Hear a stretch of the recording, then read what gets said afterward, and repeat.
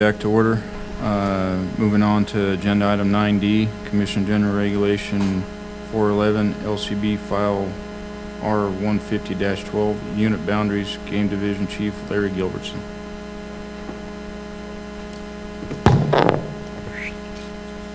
Thank you, Mr. Chairman. For the record, Larry Gilbertson.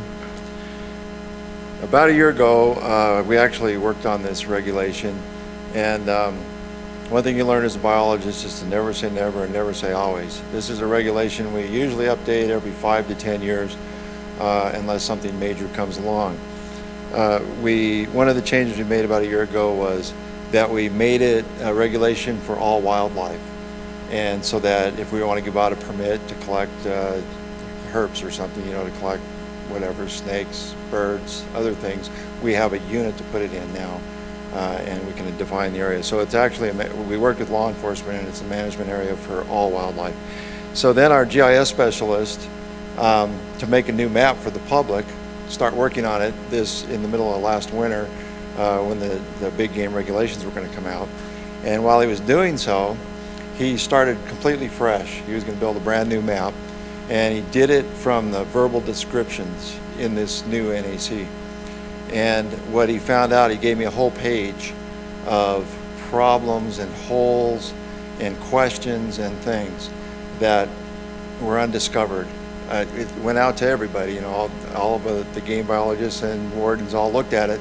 The wardens, of course, are real interested in having these boundaries clearly defined for going to court, so it'll stand up in court, and the biologists want to manage games. So there were some things missing. A small example is Area 4 and 5, when you get up there right around Winnemucca, one of the boundaries said the southern boundary was the northernmost railroad track, and the northern boundary for Area 4 in that stretch was Interstate 80, and then there's a little stretch, like it's only a quarter or half mile from Interstate 80 to the northernmost railroad track that is Highway 95. Well, nobody identified that in words, that little piece, so there were holes in some of the units. So our GIS specialist found a bunch of those. So we cleared up all those, and then while we were at it, we were talking about simplification of some of our regulations and things for the public. And so I suggested that we look closely at all of our footnotes that we have in the application process that can be confusing and a pain to describe. And for one species, you don't hunt in that footnote. We have areas divided north and south, a unit that's a north and a south piece of it for one species and not another. And so, and major places where that occurred was in Mineral County, where years ago in fact, Glenn Bunch could tell you exactly when, where, and why, but they identified those north-south splits. Glenn knew where there were bighorn, and he wanted to divide those units up so that we could distribute hunting pressure and get people into where the resource was. And so I asked my biologists, are we ever going to change that back? And they said no, they were fine and they're happy with it. And I said, well then let's make them their own unit. So some of the new units you'll see in here was our attempt to take those footnotes and turn them into units, so they'll no longer be confusing. They'll be on the map. You'll see them on the map, and so you'll know where your unit is. When we just did the footnote, they're not drawn on the map, so you had to read that, figure out where it was. Another thing we did in that same country there, one of our biologists, Jason Salisbury's been developing more water down there in the Candelaria area, and we expect that to become a viable bighorn population at some point that we may want to have, obviously, a season in. And right now, the Mineral Esmeralda County line was the boundary for that, and that went right on top of a peak. And so you'd be in the situation where if you had whatever tag you had, you'd be up on that peak, and there could be a problem on which side the animal fell.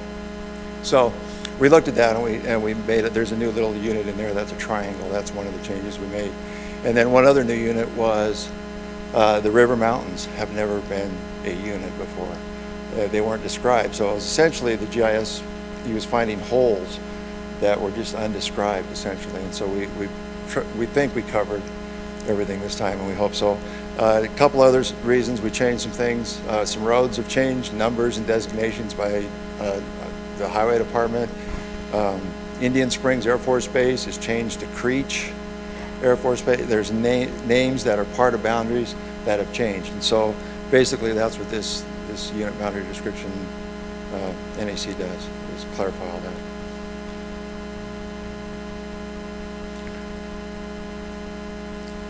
Any commission comments? Commissioner Rain. Thank you. There's one here that's got me a little confused, maybe you can clarify it, and that is on page 7, down towards the bottom there. The Palisade Road, so the blue parts are the Palisade Road. We get down to that last, it goes, portions Eureka, Lander County, north of Palisade Road from its junction with State Route 278 to the northernmost railroad track. Okay, we're south, we're heading north. And then it says railroad track that runs from Carlin to Winnemucca and north of that northernmost railroad track. We're starting at the south, we're heading at the north, and then it also includes north of that track. Am I lost, or We could be lost in there. can you help me out Certainly. there?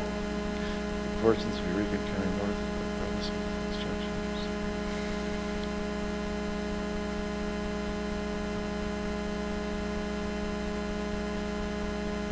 Oh, It's like kind of the country, and I'm following along.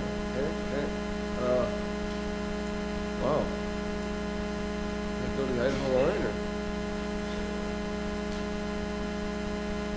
yeah, that little stretch in there, that was really confusing when we tried to draw some of that in there. And one of the reasons for the change to that Palisade Road was, as you well know, that when you have the railroad tracks, they run almost right along the road from Carlin to Eureka. And so there was that little tiny sliver right along there. Mhm. And we couldn't even draw that. It would, the scale of the map we used, it didn't even fit in there. And it kind of didn't matter where that little sliver was, if it was in 068 or 141, because it's barely huntable. There's a few deer along the river at times, but So why don't we use the river or the Interstate 80 is close? yeah, I know. Or 278 they've got. You got 3 big, Interstate 80, everybody knows where that's at. You can't cross it, you can't miss it. The river's good. The northernmost railroad track gets a little, like you say, a lot of it's east, they're east and west of each other, but you think about it, okay, we know that one's north, even though they're going from north to south for a ways, but I'm lost there. I've had the same question at times about why don't we just use Interstate 80, and one of the things that happened when we tried that once, we actually made those recommendations at one point, and we got to Lander County, and the locals hunt the Humboldt River along Interstate 80. A lot of deer, some move off the Shoshone Range down into the river there, and so it was actually taking a little piece of ground that they hunt out of some of their favorite hunting spots. So that some of these things, sometimes it ends up being the railroad because of sportsmen's input in the past.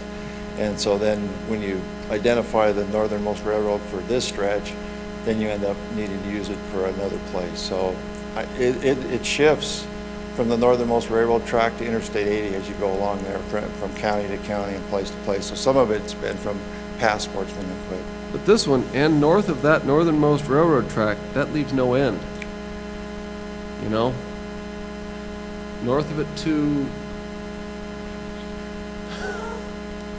I gotta fill in the blank there somewhere. Or, Tomorrow with a little bit of clarification. Yeah, I'll look at it closer, but this is the version I got back from LCB. okay, And if there is something that's out of place there, we can take the words out. And oh, it might be the previous version sent to them. Maybe. I don't think so, but occasionally they'll change one phrase or something. And if they do, sometimes it isn't right. It sounds right legally to them, but when our GIS guy goes to draw it, sometimes it's not exactly. But I have to look at that one a little closer. Thank you. All right, Commissioner Wallace. Thank you, Mr. Chairman. I've got one too, Larry. Unit 211 and Unit 212. That should be State Route 264. page? Page 26.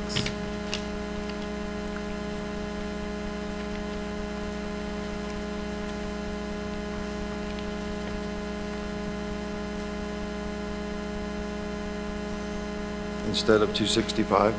Yeah, unless there's one that I'm missing around there. Yeah, it should be 264 instead of 265? Yes. Because I know there's a 264. Because if you're talking west of 264, which runs through my community, that runs to the California line. We'll double check that one too. Okay. There's, like I said, we've been getting some new numbers in places, and that was part of what we were doing. Well, But that one isn't changed. We didn't change that I one. just looked it up It's- on the map, and on the map on my phone, it says 264. They're calling It's it- been 264 for as long as I've been around there, so unless they've changed it again. Okay, and on this one, you can see 265 is the old, it's not new, so it's been called in these things 265 for a long time, apparently. Yeah, and And I've so it's never noticed that until today. Okay, so it may be another one that we missed. Should be 2 occurrences of that there, Grant? Yes, in 211 and 212. And 212. Okay, we'll look at those closer.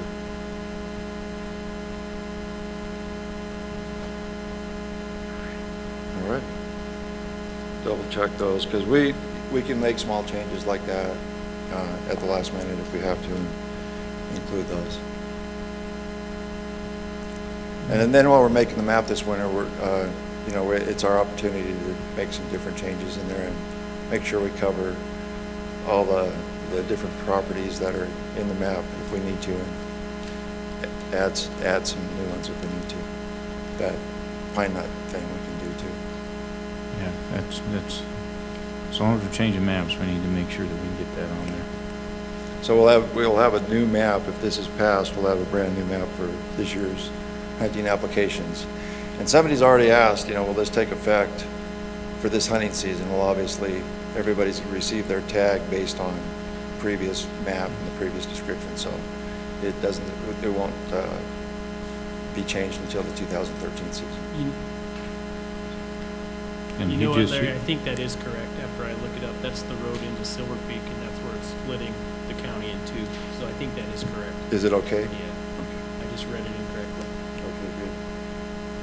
And Mr. Gilbertson just mentioned the pine nut thing. That's the tribal land south of Gardnerville and the pine nuts that has been an issue in the past, whether it's in the unit or not. So if we get that spelled out, that would be great for next year's hunt. I know that it was talked about in indoctrination this year, so. It was brought to our attention, and we have almost all of the Indian lands identified with a different color on our map, and for some reason that piece in the pine nuts is missing.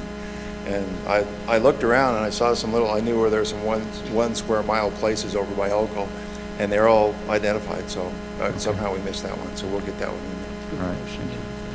Just, Commissioner Drew? just a question to that effect, Larry. I think it'd be great to add as much of the tribal land to the maps as we can, just for clarification, especially being from Douglas County and knowing some of the issues in the pine nuts and some of the things that have come up. But does it make sense, you look at the first page, 504.210, the management areas and units for wildlife are as follows. Would it make sense to put wording in there excluding tribal lands, since they're essentially their I own really, sovereign? I don't think we really need to, because within these management areas, there's things like Great Basin National Park. We can't hunt in there. One of the boundaries we're changing, if you look close, it's 95 coming into Las Vegas. Historically, if you read the descriptions, it went around the township of so-and-so, so it didn't come and meet another highway. It got to the north end of Las Vegas and moved around the township boundaries that were a nightmare to describe, legally, property boundaries. And so there's a lot of places, Reno doesn't do that. We have, it's Interstate 80, it's 395, it's those types of things, where for a while it came to Vegas and went around the edge of town and then down to a highway. And so really we should keep it on the highways. There's a lot of closed areas. There's lots of private property. There's Great Basin National Park. There's the refuges that are open or not open and different things, so. Right, and I'm not saying that we need to do a description for each section of land. I'm just saying if we had a blanket statement that said except tribal lands, it's clear that NDOW is not managing on those lands. I'm not saying we need to go in and do a legal description on Okay, anything. yeah, and so that'd be like a good footnote or something to have in the regs and with the map or something, so Okay, so bring it to maybe- people's attention in the hunt book or something like that. Maybe a footnote or something to Sure. that effect. Question on that? Jim? Commissioner Rain? I could, on that, okay, I have a tag, I have permission to hunt within the reservation. Exactly. I got permission.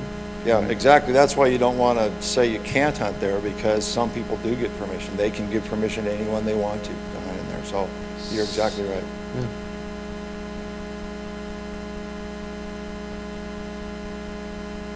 Okay. Any other questions from the commission? Any public comment on this? Seeing none, going back to the commission, nothing else, we're moving on. 9E,